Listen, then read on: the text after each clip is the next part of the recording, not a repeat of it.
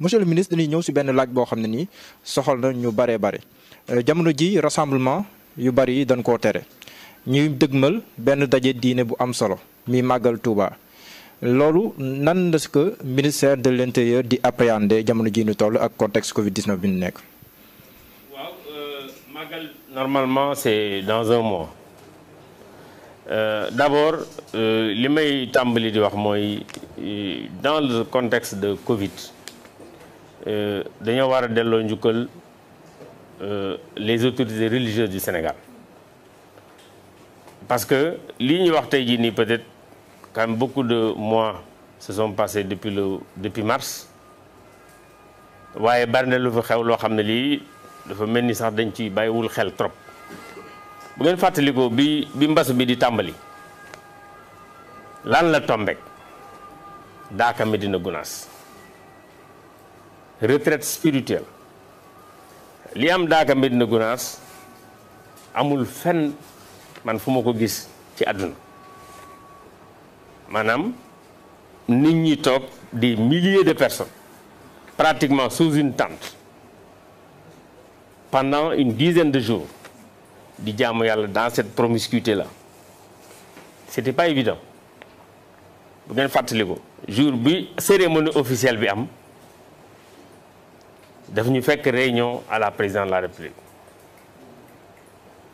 les autorités yi fa lañ tàmbalee ñu wax ak ñoom wax ak xalif bi li nga xam ne lii mooy problème bi nga xam ne bii ci la ñuy jëm bu fekkente ne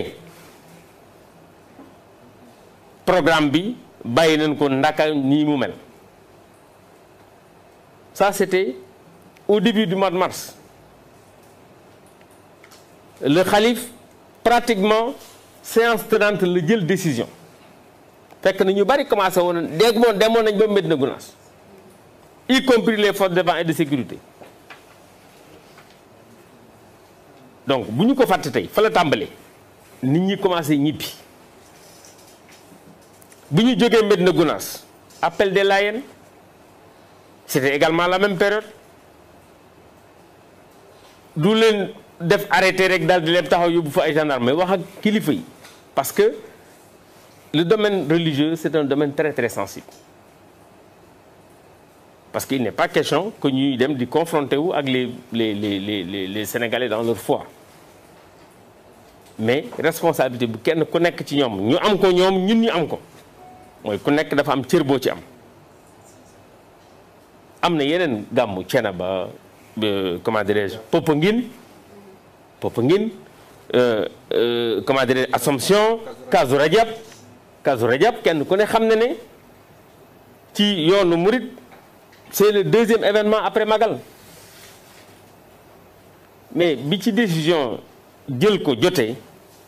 xalif bi jël ci décision mook waa kër sëñ Fallou xalif sëñ Abo maa ngi koy ziar ñu jël ci décision bu am solo def nañ seen màggal nit ñi nekk seen kër à l'issue de ces différents événements te am na yeneen yoo xam ne yi am na ci yoonu Murid màggalu Daaru Muxti am na màggalu sëñ Soñ bi màggalu kër sëñ Massamba comment dirais-je laylatul xadar bi waa kër soxna May daan def ainsi màggalu sëñ Abdoulaye donc yooyu yëpp c'est des événements yu am solo yoo xam ne bi mu amee les mesures appropriées décisions appropriées xalif bi jël na ko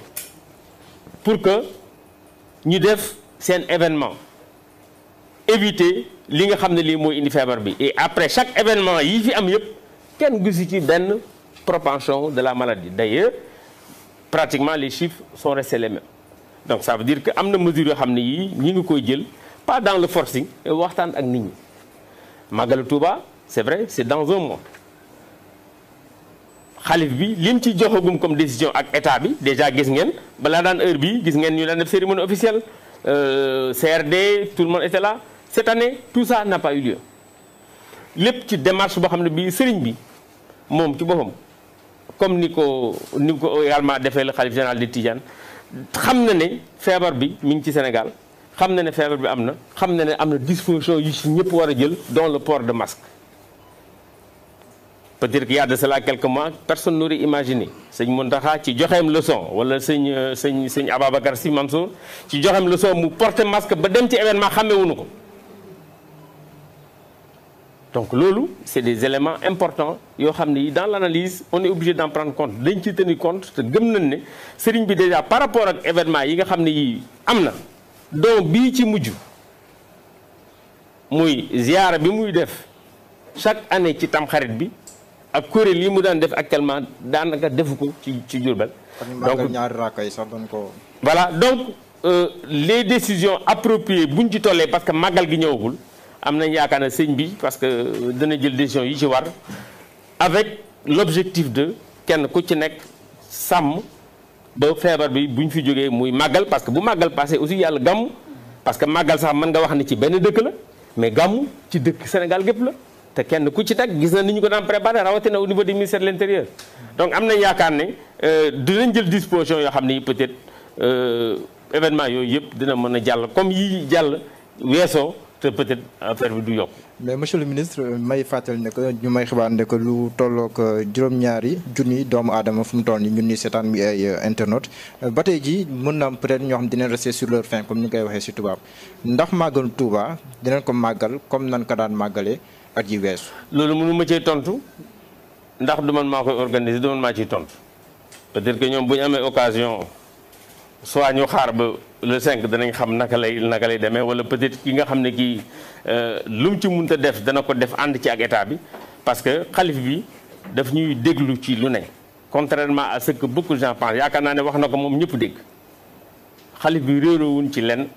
xam na situation bi gis nga également li nga xam ne lii peut-être jot na ko ci bataaxal yoo xam ne da koy mën a permettre aussi mu analyser ñun aussi mu permettre ñu analyser wala boog ñu analyser ensemble. yéen est-ce que mën ngeen ay waxtaan ak xalif général des mourides sëñ Mountakha Mbacké. man yàlla dafa def sëñ Mountakha mooy sama sëriñ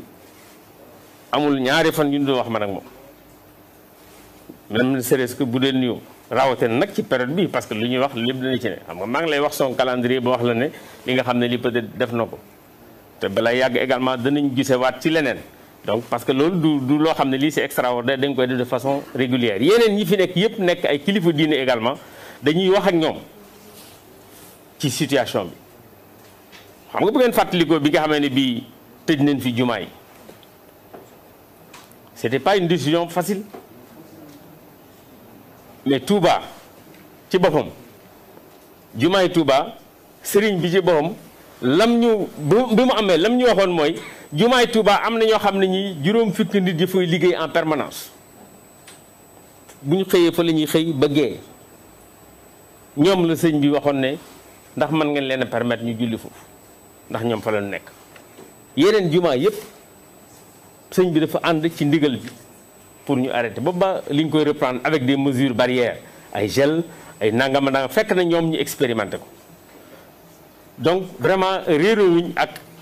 les marabouts de façon générale ci loolu. am na ñuy wax ne que tamit mooy laaj buñ buju bu tëj ko mën na nekk mais bu ñu respecter les gestes barrières ndax nguuru Sénégal warul anticiper si gën a taxaw askan wi si wàllu masque gel ak yeneen yi ñuy aajoo pour buñ si àggee rek jafe-jafe bañ a mën a. loolu lépp ñu ngi ci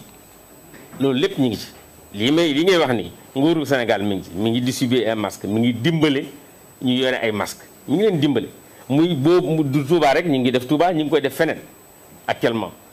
Responsables yi aussi que ce soit les administrations au niveau des communes que ce soit les responsables politiques kenn ku ci nekk yaa ngi indi sa contribution ci loolu